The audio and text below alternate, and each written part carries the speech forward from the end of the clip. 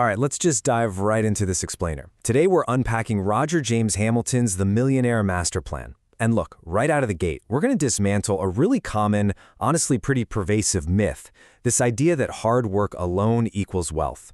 Because what if I told you that you're probably smart, you're talented, you work super hard, but that's exactly the problem? What if the advice you've always been given to become this perfectly well-rounded person is literally the very thing keeping you financially stuck? So let me ask you this. Are you a fish who's spending your entire life just totally exhausted from trying to climb a tree? You know that famous quote, right? The one that says, if you judge a fish by its ability to climb a tree, it'll live its whole life believing it's stupid. Well, Hamilton uses this as the absolute bedrock for his entire system. Basically, if you're struggling right now, it's highly likely because you're working completely against your own natural grain. And that brings us to why generic, one-size-fits-all financial advice just fails so often. I mean, think about the standard advice out there. Make a budget, save in a 401k, climb that corporate ladder. That's usually designed for one highly specific type of person. It's essentially tree climbing advice. But if you're naturally built to swim, sitting in a little cubicle analyzing spreadsheets isn't just mind-numbingly boring. It's actually financially inefficient for you. The real secret here is finding your personalized path, your natural river, and just going with that flow. So here's the map we're going to use to navigate today's explainer. We'll start with climbing the wrong mountain, then move into the wealth equation explained, discover your wealth DNA, ascending the wealth lighthouse, and finally, finding your personal flow. All right, part 1, climbing the wrong mountain, why you feel stuck. The absolutely crucial takeaway here is that the core problem isn't laziness, not at all. It's misaligned effort. Forcing a naturally gifted salesperson to sit and write code or making a big picture visionary do mundane admin tasks. That creates a massive misalignment.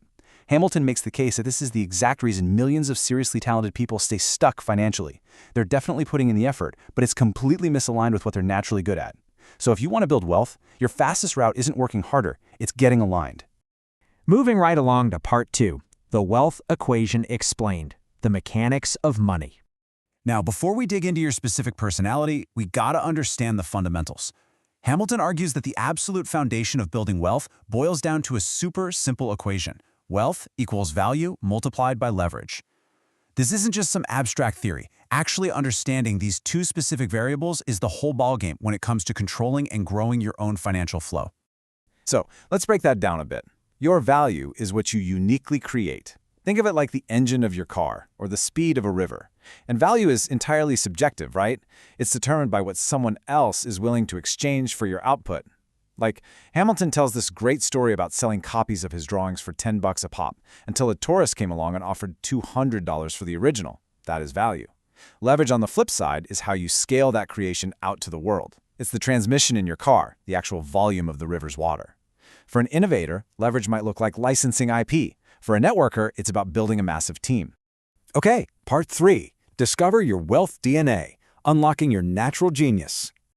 Now, keeping that equation in mind, let's figure out the exact kind of value you are naturally built to create. This compass beautifully maps out the 4 distinct geniuses, tying them to energy signatures and seasons. First, you've got the Dynamo. They're like spring, super innovative, strategic, all about the big picture. Then there's the Blaze, which is like summer, magnetic, passionate, totally people-focused. Down at the bottom is Tempo, representing autumn, patient, compassionate, with just an incredible sense of timing. And finally, Steel. They're like winter, detail-oriented, analytical, and highly process-driven. So depending on your specific genius energy, you're going to fall into one of 8 specific wealth profiles. And honestly, this is where things get incredibly practical. Each of these profiles has a completely different winning formula. If you're a Dynamo creator, think someone like Elon Musk, your game is pure innovation. But if you're a Tempo accumulator, like say Warren Buffett, your game is all about patience and gathering assets. If a creator tries to operate like a super detail-oriented mechanic, oh man, they'll fail and burn out so fast. What this means is that there are exactly 8 distinct games of wealth, 8 paths. And the real magic happens when you realize that your job isn't to try and master all of them. No way. Your job is just to master the one that matches your true nature. You really don't need to be the big visionary and the meticulous systems builder at the same time. You just need to play your specific part and then partner up with the others. All right, part 4, ascending the wealth lighthouse, your 9-step ascension plan. Once you know your vehicle, obviously you need a map. And that brings us to the core framework of this explainer, the Wealth Lighthouse. Now, this isn't some ladder of greed, it's a ladder of awareness. It's built on 3 distinct prisms: survival, enterprise, and alchemy. And these represent totally different levels of financial consciousness and complexity, and you've got to climb them in order. Starting at the bottom, if you're in the survival prism, you are actively trading your time for money. At the very bottom is the infrared level, where you're dealing with deepening debt, honestly probably feeling a bit like a victim. Just above that is the red level, where you're earning just enough to survive. And capping off this prism is the orange level, the worker. You've got a stable job, sure, but you're still totally trapped in the daily rat race.